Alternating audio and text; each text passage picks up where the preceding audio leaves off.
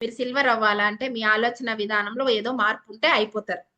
ఈరోజు నేను డీసీడీలో ఉన్నా. నేను డీయూసీడీ అవ్వాలా, వీఎంసీఎం మెంబర్ అవ్వాలా, ఇంకా ఏదో ఆలోచన విధానం, ఇంకా నేనేదో క్యారెక్టర్ ఏదో ఒకటి మార్చుకోవాలి. మారితేనే అవుతా. ఈ విధంగా మనం చేంజ్ అవ్వాలే గాని ఎవరిని ఇక్కడ చేంజ్ చేయలేం. అది మన కంట్రోల్ కూడా కాదు. ఇక్కడ మనం చేంజ్ అయితేనే ప్రతి ఒక్కరం సక్సెస్ అవుతాం. ఇంకా గోల్డెన్ రూల్స్ చూస్తే share the products, share the opportunity, sell the event. 24 గంటలు షేర్ ద ప్రొడక్ట్సే, 24 గంటలు షేర్ ద ఆపర్చునిటీయే. సెల్ ద ఈవెంట్ అంటే రేపు ఈవెంట్ ఉంది, మీటింగ్ ఉంది అని ప్రతి ఒక్కరికి ఏదో ఒకటి చెప్పామని చెప్పకుండా 1 అవర్ 2 అవర్స్ లైఫ్ లో మనం ఎంతో వేస్ట్ చేస్తున్నాం. ఒక 2 అవర్స్ ఆ ఈవెంట్ కి వచ్చి కూర్చో.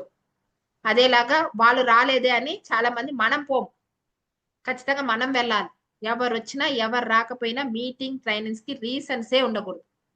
మా అత్తమ్మ గారు చనిపోయినప్పుడు కూడా 16వ రోజు చేసేటప్పుడు మా ఊర్లో సిఎన్టీ మీటింగ్ పెట్టారు. ఇంటి నిండా చుట్టాలే. నేనే పెద్దదాన్ని. కానీ నేను సిఎన్టీ మీటింగ్కి వెళ్ళా. ఇంట్లో ఎవ్వరూ నాతో మాట్లాడలే. ఆ టైంలో కూడా మీటింగ్కి వెళ్ళానే అని. వాళ్ళెవ్వరూ నాకు ఇప్పుడు మా పిల్లల ఫీజులకు డబ్బులు ఇవ్వలా. ఈ ఇల్లు నాకు వాళ్ళేం కట్టిలా. మా అమ్మ కూడా అరుస్తూ ఉంది. వాళ్ళందరిది ఇట్లా అడిగించుకుంటున్నా